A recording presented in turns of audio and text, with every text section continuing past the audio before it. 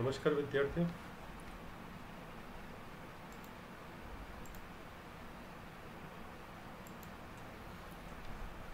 मैं पंकज बोरा, प्रवक्ता यांत्रिकी, राजकीय पॉलिटेक्निक महाविद्यालय राजसमंद से हूँ। आज के लेक्चर में हम tension ratio and belt drive पर स्टडी करेंगे। हम प्रीवियस लेक्चर में पढ़ चुके हैं कि टेंशन रेशियो बेल्ट ड्राइव के द्वारा जब पावर ट्रांसमिशन होती है तो उसमें जो मेनली एलिमेंट होते हैं, पहला होता है ड्राइविंग पुली, दूसरा ड्रिवन पुली और तीसरा बेल्ट। ड्राइविंग पुली वो पुली होती है जिससे पावर जो कि कनेक्टेड होती है प्राइम मूवर की शाफ्ट से। प्राइम मूवर होता है एसी या डीसी मोटर या जनरेटर, उसके हिसाब से कनेक्ट होता है। जब पावर इसके थ्रू मिलती है तो बेल्ट के थ्रू ये पावर पहुंचती है ड्रिवन पुली पर, जहाँ पर हम ड्रिवन पुली पर वहाँ पर हम मैकेनिकल पावर को इलेक्ट्रिकल पावर को मैकेनिकल पावर में कंज्यूम करते हैं, कन्वर्ट करते हैं।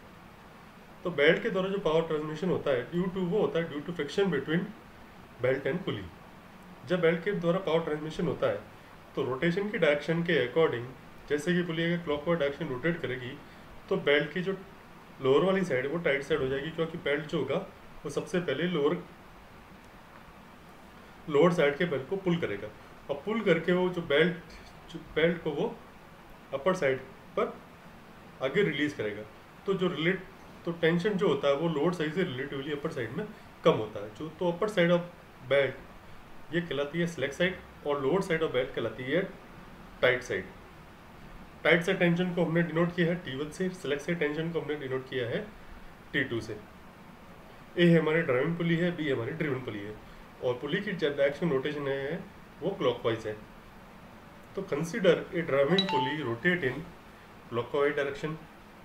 हमने बता दिया कि T1 is the tension in the belt on tight side, T2 is the tension on the belt in slack side. अब थीटा जो है हमने पुली ये कंसिडर की, theta is the angle of contact in radius, that is the angle subtended by the arc AB along with the belt rotates along with the belt touches the pulley at the center of arc। ये जो belt जा रहा है तो हमने जहाँ पर belt leave कर रहा है लार्ज पुली पर A और B पर लीव कर रहा है। Lower side of belt is tight side and upper side of belt is slack side. ये हमारी ड्रिवन पुली है। हमने कंसिडर किया है एक ये जो एंगल सबटेंड हो रहा है पुली के द्वारा,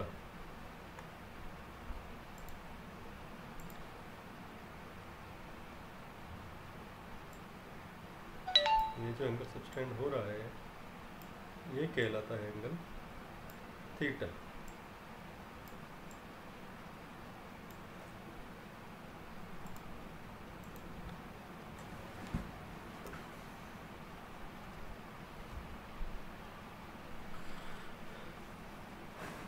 तो हमने अब हमने कंसिडर किया कि small portion of the belt PQ consider किया स्मॉल पोर्शन ऑफ बेल्ट जो कि एंगल डेल्टा थीटा एंगल बना रहा है at the centre of the पुली। एक PQ की स्मॉल आर कंसिडर किया जो कि डेल्टा थीटा एंगल बना रहा है पुली के सेंटर ऊपर। और जो बेल्ट PQ है हमने स्मॉल पोर्शन जो है वो कंसिडर किया OPQ। तो बेल्ट PQ जो है वो under the equilibrium of following forces, वह कुछ फोर्सेस के अंडर में इक्विलिब्रियम कंडीशन में है। पहला है tension T in the belt at P। मान लो P कार कंसिडर किया PQ, तो वहाँ पर जो टाइट साइड की तरफ जो टेंशन लग रहा है वो T प्लस डेल्टा T है और P स्लैक साइड की जो तरफ टेंशन जो लग रहा है वो T लग रहा है और फ्रिक्शनल फोर्स लग रहा है opposite to the direction of the pulley और लग रही है नॉर्मल रिएक्शन। ओके, तो बेल्ट पर small strip of belt PQ पर जो फोर्स लग रहा है, पहला tension the belt at P, tension T plus delta T in the belt at Q। तीसरा है नॉर्मल रिएक्शन जो कि रिएक्शन है बेल्ट और पुली के बीच Rn जो कि लग रही है आउटसाइड द पुली, बेल्ट और पुली के परपेंडिकुलर। चौथा है frictional force mu into Rn, जहाँ पर म्यू है friction coefficient between the belt and पुली। ये लगता है मोशन के अपोजिट डायरेक्शन में। अगर मोशन क्लॉकवाइज है तो फ्रिक्शन फोर्स उसके अपोजिट डायरेक्शन में अपर साइड की तरफ लगेगा ये, क्योंकि जो मोशन है बैर की मोशन इस तरफ है, तो फ्रिक्शन फोर्स हमारा लगेगा ऊपर की तरफ।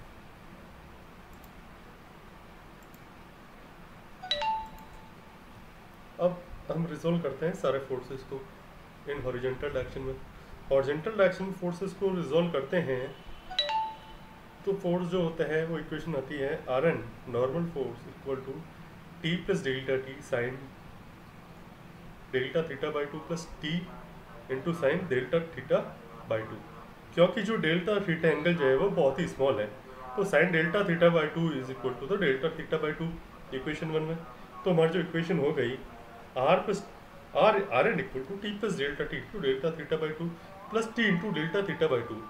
तो इक्वेशन हमारी हो गई T into delta theta plus delta T into delta theta by two. क्योंकि डेल्टा थीटा बहुत ही स्मॉल है, डेल्टा टी भी बहुत ही स्मॉल है, तो इनका जो प्रोडक्ट होगा वो और भी स्मॉल होगा, इसीलिए हमने नेगलेक्ट कर दिया delta T into dot delta theta by two को नेगलेक्ट कर दिया। तो इक्वेशन हो गई Rn equal to T delta theta. अब हमने रिजोल्व किया फोर्सेस को वर्टिकल डायरेक्शन में।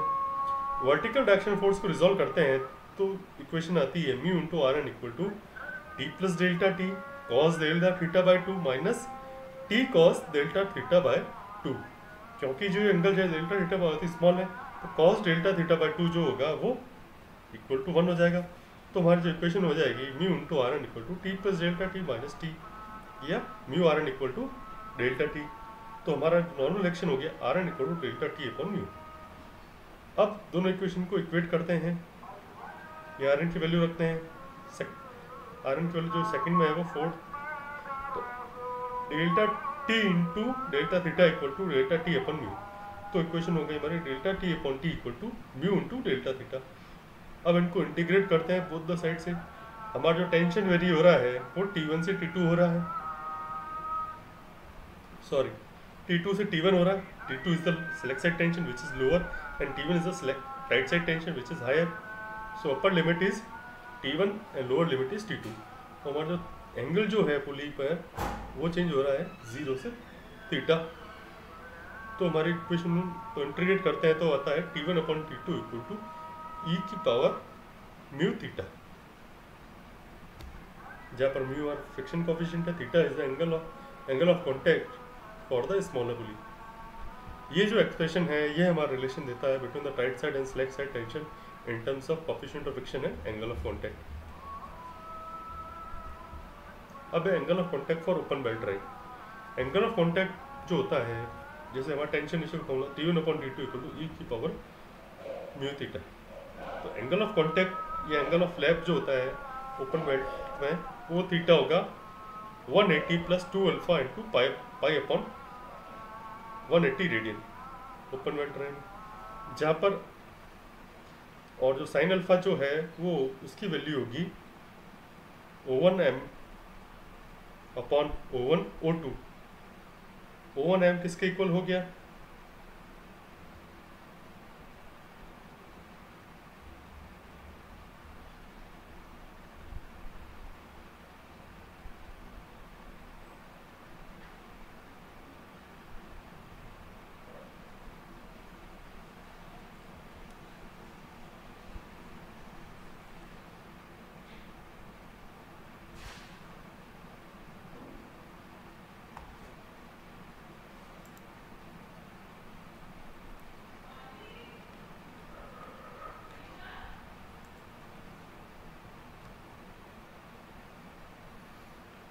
Angle of contact for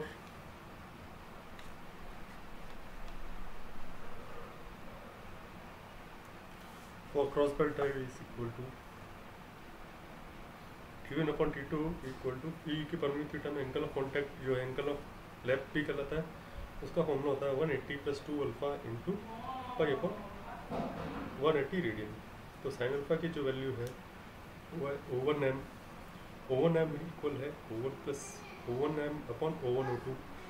O1m equal है O1 plus E plus m into ME। ये हो गया R1 plus R2 upon x. R1 है radius of larger pulley, R2 है radius of smaller pulley. X is the center distance between the two pulleys, that is the O1 and O2.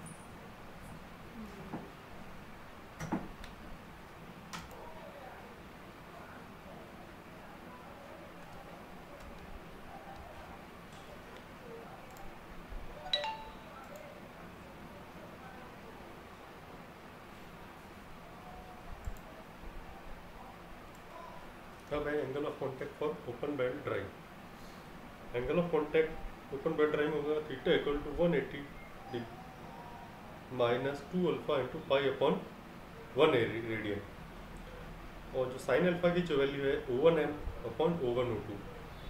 O1m equal है O1 into E minus m into E, O1 and O2। O1 E equal है R1 radius of the larger pulley, m equal है R2 radius of the smaller pulley upon x. X is the center distance between the two shafts, between the driving pulley and the two pulley.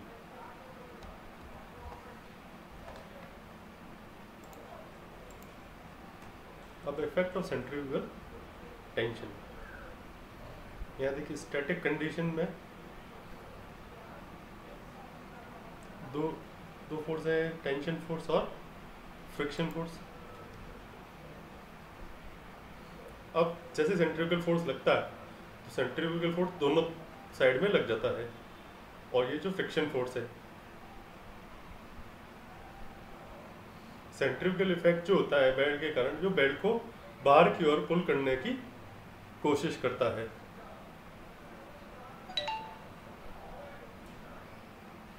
ये पुली के outward direction में लगता है।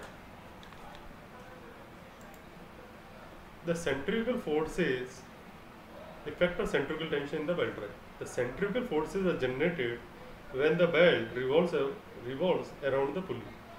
Centrifugal force तब generate होता है जब बेल्ट जो होता है पुली के अराउंड रिवॉल्व करता है। They are tempted to lift the belt of the pulley. इनकी जो टेंडेंसी होती है कि बेल्ट को पुली से लिफ्ट कर दे।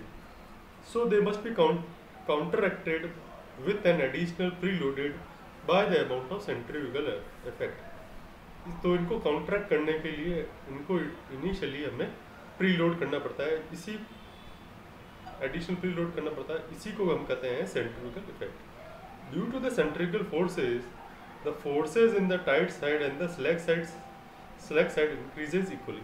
सेंट्रीफ्यूगल फोर्स की वजह से जो टेंशन है tight side slack side tension है, वो दोनों में इक्वली इंक्रीज होता है।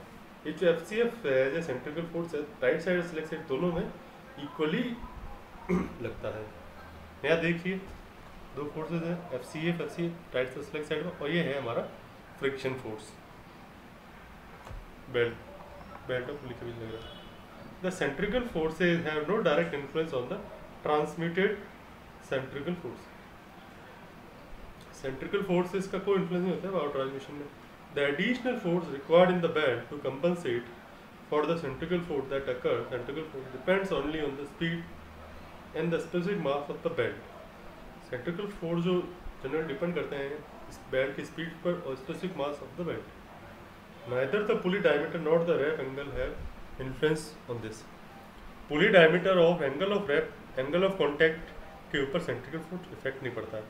Centrifugal tension in the belt is considered when belt speed is greater than 10 metre per second. सबसे इंपॉर्टेंट है कि सेंट्रीफ्यूगल टेंशन कब कंसिडर होता है, जब बेल्ट की स्पीड 10 मीटर पर सेकंड से ज़्यादा होती है, तभी सेंट्रीफ्यूगल टेंशन कंसिडर होता है। सेंट्रीफ्यूगल फोर्स जनरली अकर क्या होता है, since the belt continuously run over the पुली, क्योंकि बेल्ट कंटिन्यूसली पुली को रन करता है, देयरफॉर सम सेंट्रीफ्यूगल फोर्सेस को, इस वजह से कुछ सेंट्रीफ्यूगल फोर्स जनरेट होता है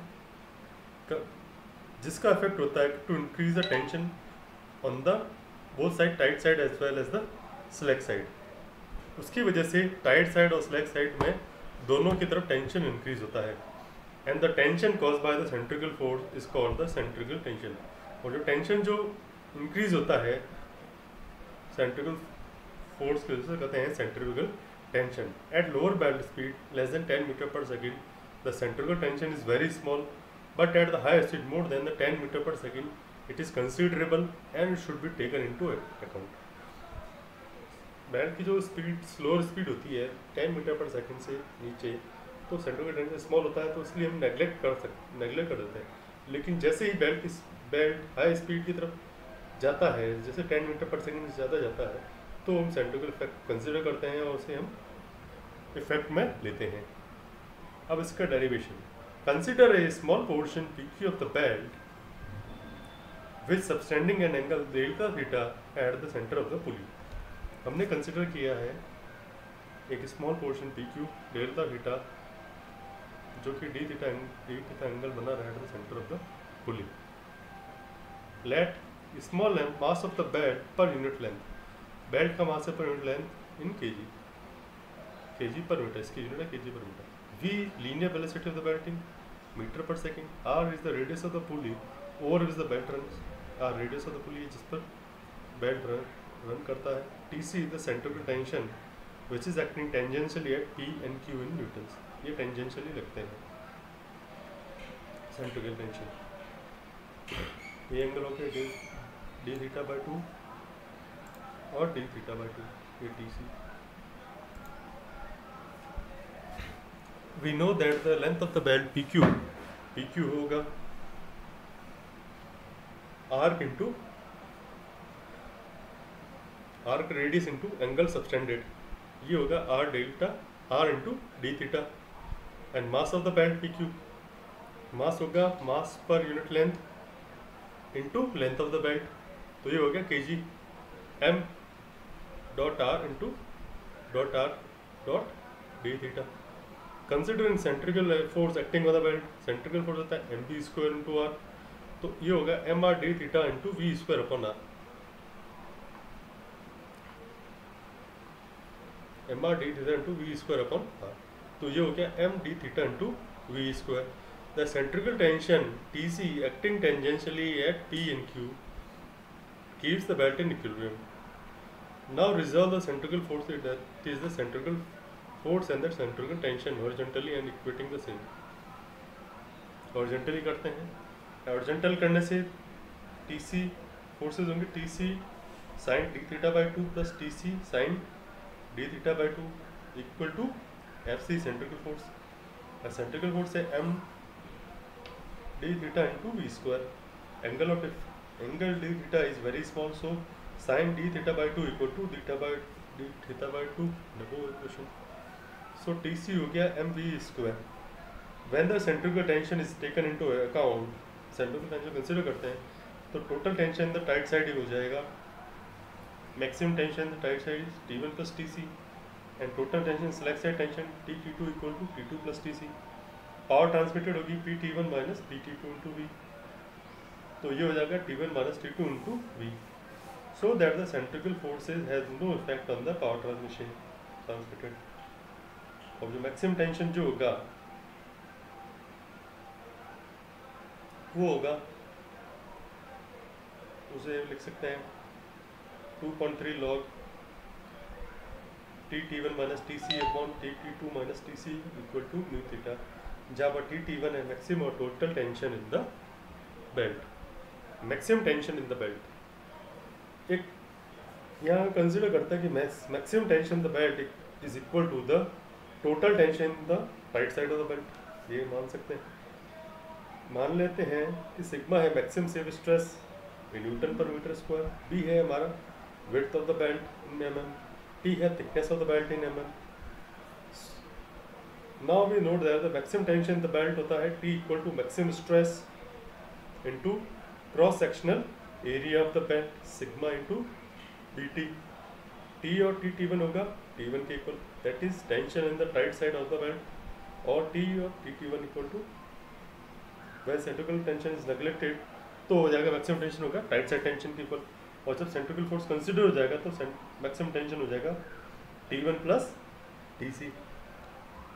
दैट्स ऑल, दैट्स एंड।